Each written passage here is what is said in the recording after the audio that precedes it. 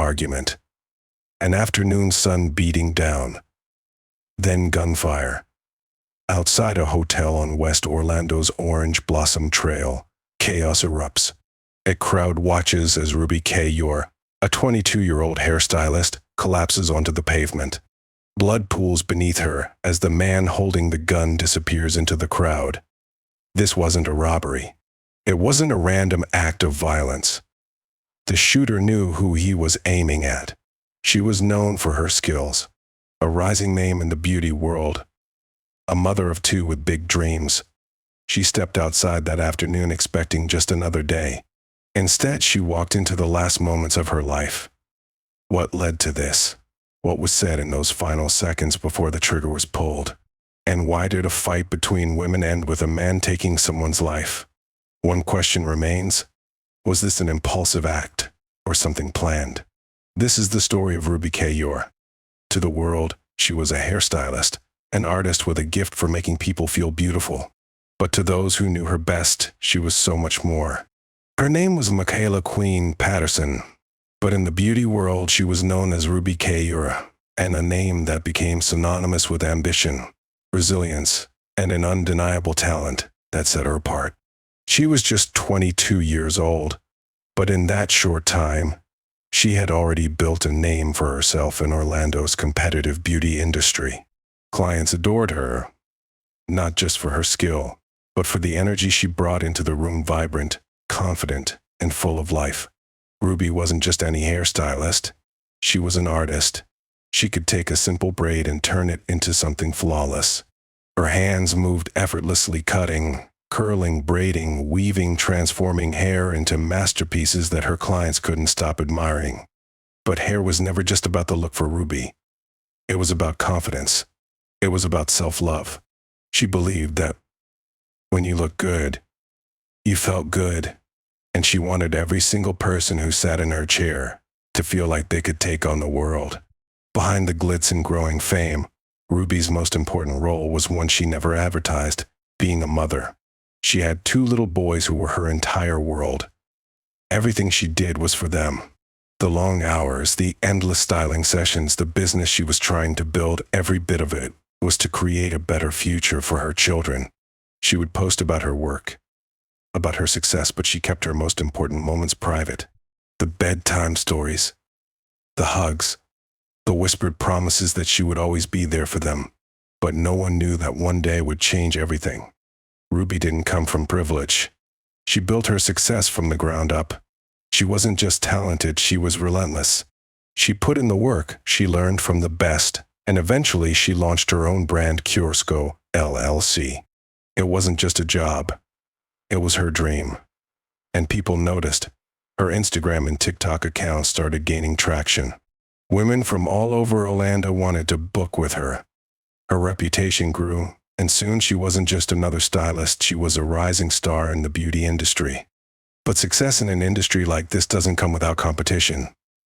And sometimes competition turns into conflict. Friday, September 22nd, 2023. It was just another afternoon. People were running errands, heading to work, meeting friends.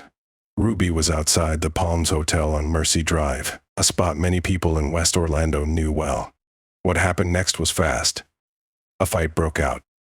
Voices rose, tensions escalated. At first, it was just an argument between a group of women. People were watching, but no one stepped in. Then a man entered the scene. A single moment, a single decision, then gunfire. She wasn't breathing. Blood pooled around her as people gasped, cried, and panicked. The shooter, a 23-year-old man named Delray Shundale Duncan. He fired into the crowd, hitting multiple people. But Ruby, she didn't survive. Her dreams, her future, her children waiting for her at home, gone. A young mother, killed in broad daylight. A fight that started between women, ending with a man pulling the trigger. But why? Was she the intended target? Was this about something more than an argument? Did someone plan this? Or was it a case of emotions spinning out of control? The truth wasn't just in the gunfire. It was in everything that happened before it. Before we unravel the moments leading to Ruby's final breath, We need to go back.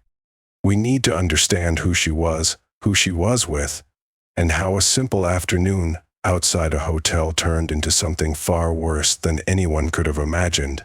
If you are enjoying this story so far, like this video and take a moment to subscribe so you don't miss out on other interesting stories. These stories deserve to be remembered. Conflicts don't always start with fists. Sometimes they begin with words spoken in anger, whispered behind someone's back, or posted online for the world to see. This story was no different. In the days leading up to September 22nd, 2023, Orlando's beauty scene was filled with tension. There were rumors of rivalries, disagreements that started as petty drama but grew into something more serious. And Ruby Kayor, she was right in the middle of it. She had a gift, a talent that had made her one of the most talked about hairstylists in Orlando. But with success comes competition, and competition can sometimes turn into conflict. On that Friday afternoon, Ruby found herself outside the Palms Hotel on Mercy Drive. What was supposed to be just another day turned into the last day of her life. At first, it was just an argument. Insults flying, accusations being thrown. People stood and watched. Some recorded on their phones. No one stepped in.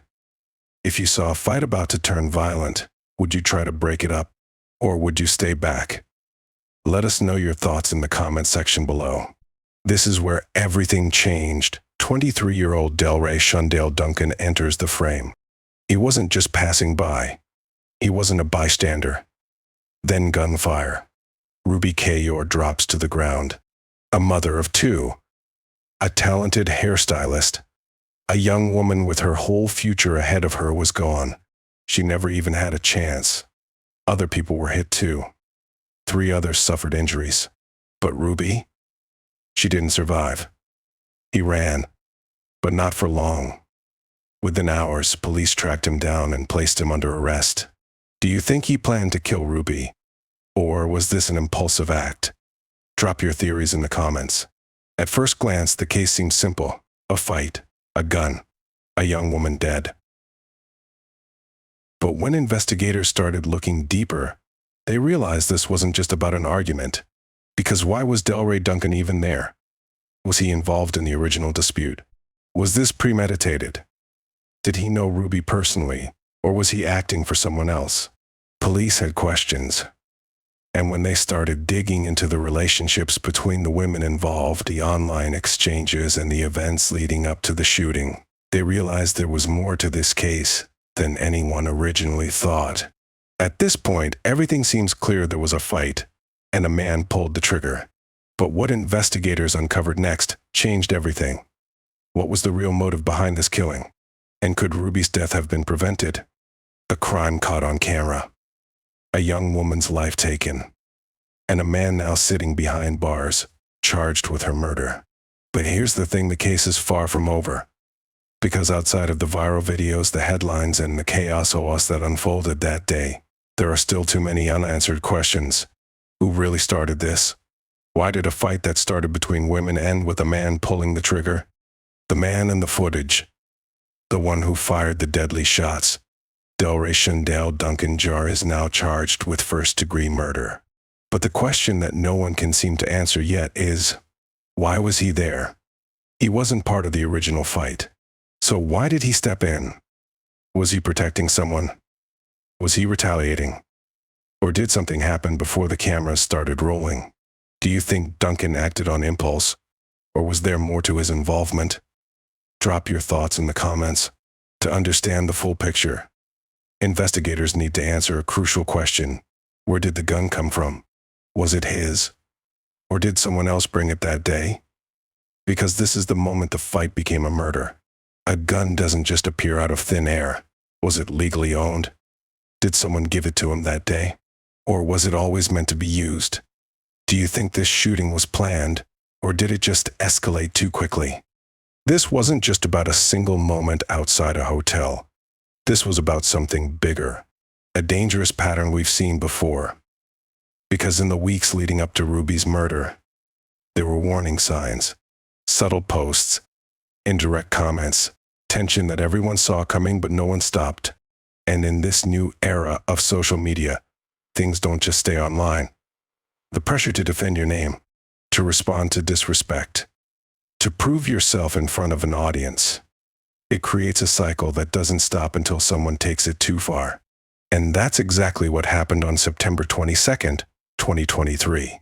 A simple argument that should have ended with words, ended with a gunshot. Do you think social media fuels real-world violence? Have you ever seen an online fight escalate into something bigger? Right now, we only know what was captured on video. Duncan is in custody. He's been charged. But that doesn't mean the case is solved, because investigators are still searching for key answers. Who else was involved? Was Ruby the intended target, or did she get caught in the middle? What led up to this moment that the cameras didn't catch? The forensic reports are pending. The autopsy results have yet to be released. The phone records and social media messages are still being examined. And the biggest question remains, was this a crime of passion, or something much bigger than anyone realized? At this point, we know Duncan pulled the trigger. But what we don't know is why. And until investigators uncover the full truth, one thing is certain: there's more to this story than what we've been told. A young mother gunned down, a suspect in custody, and a case that, at first, seems straightforward. But now, the deeper investigators dig, the more tangled the truth becomes. Because now, witnesses are talking, and they're not all saying the same thing. At the heart of this tragedy was a fight, one that started with words and ended with a gunshot. But here's the thing. No one can seem to agree on how it actually started. Some say Ruby Kaur came to confront someone, that this wasn't just a random argument, but the final step in a growing conflict. Others insist she was just in the wrong place at the wrong time, that she got caught up in someone else's drama. A fight she never expected to turn deadly. What do you think? Did Ruby walk into a situation she didn't see coming, or was she already involved in the conflict? Let me know in the comments. Here's another question detectives are trying to answer. Did Ruby know she was in danger? Some say she had a bad feeling in the days leading up to her death, that she mentioned tensions rising, that there were whispers, rumors, threats, the kind you brush off until it's too late. Others say she wasn't worried at all, that she had no idea her life was at risk until the gun was pulled. The question remains, was this a setup? Or was it a moment of pure chaos? A situation that got out of control before anyone could stop it. The moment Duncan was arrested, people wanted to know one thing: why did he do it? When questioned, Duncan claimed he was acting in self-defense, that he wasn't the aggressor, that he wasn't there to kill anyone. But if that's true, why did he have a gun? Why did he pull it out? And why did he fire it? Investigators weren't buying it, because as they started putting the puzzle together, another possibility emerged. Was Duncan really acting alone? Do you think this was self-defense, or did Duncan have another reason for pulling the trigger? The deeper detectives looked, the more questions they had. Because while Duncan was the one who fired the gun, there were others there, watching, instigating. Did someone push Duncan to act? Was this planned? Or was it all in the heat of the moment? Detectives are now reviewing hours of footage, scanning for anything they might have missed. Because if Duncan wasn't alone in this, there may be more arrests coming. Charging someone with first-degree murder means proving premeditation, that the shooter planned to take a life before it happened. But what if it wasn't planned? What if the gun wasn't even supposed to be fired? That could change everything. Because without solid proof of premeditation, Duncan's defense attorneys could argue that this was manslaughter, a crime committed in the heat of the moment, not something he planned in advance. If that happens, he could face a lighter sentence. What do you think? Should Duncan be charged with first-degree murder, or does the evidence point to something else? Let me know what you think. At the center of this case is a heartbreaking truth. A mother is gone. Her 2 children will never see her again. And the worst part, this never had to happen. What if someone had stepped in before it got violent? What if there were no weapons? What if this fight had just been words and nothing more? Do you think this tragedy could have been avoided? Drop your thoughts below. The case isn't over. The investigation is still ongoing. But one thing is certain, there are still more questions than answers. If you found this case as shocking as we did, hit the like button. It really helps get this story to more people. Subscribe to the channel so you don't miss the next update on this case and others like it. And if you want more true crime deep dives, share this video with someone who follows these stories as closely as you do. Because the more we talk about these cases, the more we remember the lives behind them. In the heart of Orlando, a community mourns the loss of 22-year-old Macayla Queen Patterson, known to many as Ruby K. Yor, a talented hairstylist and devoted mother of 2 young boys. Her life was tragically cut short on September 22, 2023, during a violent altercation at the Jernigan Gardens apartments. As the dust settled, the legal battle began, centering on 23-year-old Delray Shundale Duncan Jr., now facing charges of first-degree murder. The news of Ruby's untimely death sent shockwaves through the Orlando community and beyond. Vigils were held in her honor, with friends, family, and clients sharing heartfelt tributes. Social media platforms were flooded with messages celebrating her artistry and lamenting the void left in the beauty industry. Celebrities who had experienced Ruby's talent firsthand expressed their condolences, highlighting the profound impact she had in her short but vibrant career. In the days following the incident, Delray Shundale Duncan Jr. was apprehended and charged with first-degree murder. During his initial court appearance, the prosecution painted a picture of a deliberate act, emphasizing evidence they believe demonstrates a clear intent to kill. In contrast, Duncan's defense attorney argued that the chaotic nature of the brawl and the presence of multiple individuals with weapons suggests that Duncan may have been provoked or acted in self-defense. The courtroom became a battleground of narratives, each side presenting a starkly different account of the events that led to Ruby's death. Ruby's family has been vocal in their quest for justice. In emotional statements, they described her as the cornerstone of their lives, a woman whose passion for her craft was only surpassed by her love for her children. The loss has been particularly devastating for her young sons, who now face a future without their mother's guidance and affection.